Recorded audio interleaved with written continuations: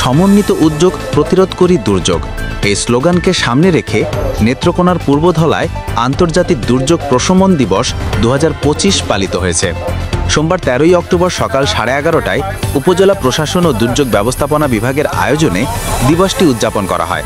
দিবসটি উপলক্ষে উপজেলা পরিষদ চত্বরের র্যালি, অগ্নিকাণ্ড বিষয়ক মহড়া শেষে উপজেলা পরিষদ হলরুমে আলোচনা সভা অনুষ্ঠিত হয়।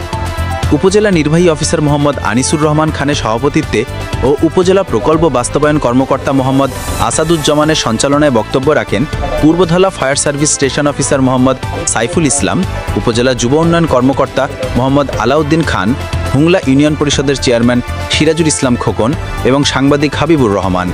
এছাড়া অনুষ্ঠানে বিভিন্ন শিক্ষা প্রতিষ্ঠানের শিক্ষার্থী, সরকারি দপ্তরের কর্মকর্তা ও সাংবাদিকবৃন্দ উপস্থিত ছিলেন। এই সময় বক্তারা বলেন, সচেতনতা ও প্রস্তুতি থাকলে দুর্যোগে ক্ষতিগ্রস্ত অনেকাংশে কমানো সম্ভব। এই জন্য সরকার, স্থানীয় প্রশাসন ও জনগণের সম্মিলিত উদ্যোগ অত্যন্ত জরুরি। দৈনিক সংলাপ, হাবিবুর রহমান, পূর্বধলা, নেত্রকোনা।